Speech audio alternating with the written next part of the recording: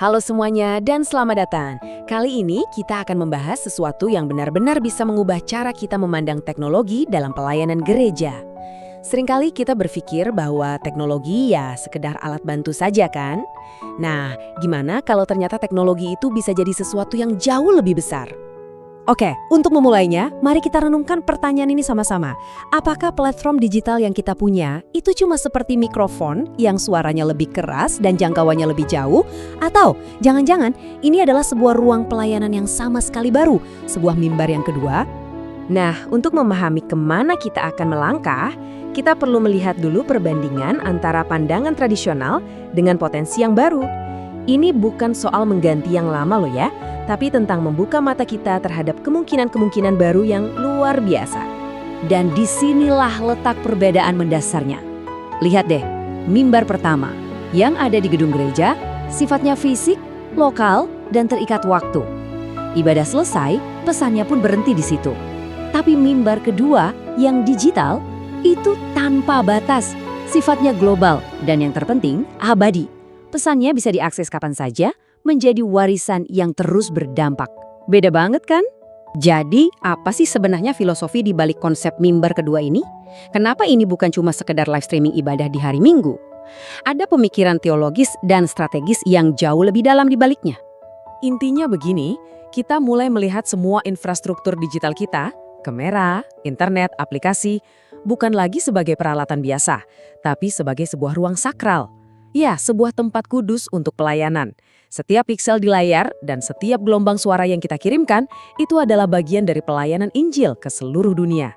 Konsep ini ditopang oleh 3 dimensi yang sangat kuat. Pertama, omnipresence atau kemahahadiran yang memungkinkan kita menjangkau mereka yang nggak bisa hadir secara fisik. Kedua, intimacy atau keintiman, di mana kita bisa melayani secara lebih personal lewat konten yang disesuaikan. Dan ketiga, legacy atau warisan, di mana setiap pesan yang kita sampaikan akan terarsip dan bisa memberkati generasi-generasi yang akan datang. Oke, teorinya sudah cukup jelas ya. Sekarang pertanyaannya, gimana cara praktis membangun katedral digital ini? Nah, mari kita masuk ke strategi-strategi intinya. Ini bagian yang paling seru. Strategi pertama adalah dengan mengadopsi teknologi yang imersif dan personal. Bayangkan, jemaat di rumah bisa merasakan pengalaman ibadah 3D lewat volumetric video dan XR. Atau dengan spasial audio, mereka bisa merasa seolah-olah benar-benar ada di tengah-tengah tim pujian. Bahkan AI generatif bisa membantu kita menerjemahkan khotbah secara instan, membuat Injil bisa dipahami oleh semua suku bangsa. Luar biasa kan? Kita juga harus menyesuaikan cara kita berkomunikasi. Di era digital ini, rentang perhatian orang cenderung lebih singkat. Jadi, pesan-pesan yang dalam perlu kita kemas dalam format yang lebih ringkas dan visual. Kita bisa membuat khotbah mikro, infografis, atau menggunakan penceritaan visual yang kuat. Nah, ini contoh konkretnya. Satu khotbah di hari Minggu bisa diolah lagi sepanjang minggu. Hari Senin jadi klip video pendek, hari Rabu jadi podcast audio untuk didengarkan saat di perjalanan, dan hari Jumat jadi ringkasan infografis. Dengan begini, satu pesan bisa terus relevan dan menjangkau jemaat dengan berbagai cara. Poin penting berikutnya adalah integrasi. Kita harus hapus batasan antara jemaat fisik dan digital. Tampilkan jemaat online di layar dalam gereja agar mereka merasa menjadi bagian yang utuh. Jangan ada lagi jemaat kelas 1 atau kelas 2. Kita semua adalah satu tubuh, satu persekutuan yang sama. Tentu saja, realitas baru ini butuh transformasi dalam tim kita juga. Mereka bukan lagi sekedar operator teknis, tapi harus menjadi pelayan digital. Fokusnya bergeser dari sekedar mengoperasikan alat menjadi melayani jiwa. Nah, coba perhatikan tabel ini. Dulu, mungkin kompetensi yang dicari adalah bisa mengoperasikan kamera. Sekarang, di era mimbar kedua, kompetensinya adalah memahami komposisi visual untuk menyampaikan emosi spiritual. Jadi pertanyaannya bukan lagi, bisakah kamu menekan tombol rekam? Tapi, bisakah kamu menangkap hadirat Tuhan melalui lensamu?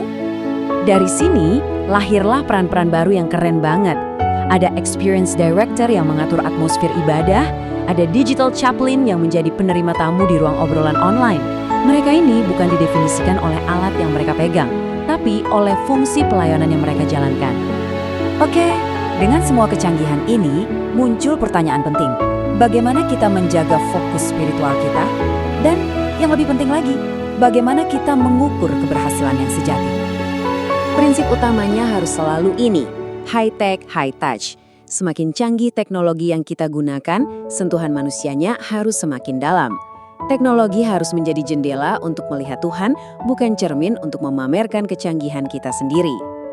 Pertama-tama, kita harus berani meninggalkan godaan untuk mengejar likes dan views. Metrik-metrik ini sering disebut metrik kesombongan karena tidak mencerminkan dampak yang sesungguhnya. Jumlah likes tidak sama dengan jumlah hidup yang diubahkan. Sebaliknya, kita harus fokus pada metrik kerajaan atau kingdom metrics. Kita ukur hal-hal seperti berapa lama orang menyimak, apakah mereka ikut sampai sesi doa, berapa banyak yang akhirnya bergabung ke komunitas, dan yang terpenting, adakah kesaksian nyata tentang hidup yang diubahkan? Itulah ukuran keberhasilan yang sesungguhnya. Dan kita perlu ingat, ini bukanlah hal yang benar-benar baru. Dulu di zaman reformasi, mesin cetak adalah mimbar kedua pada masanya.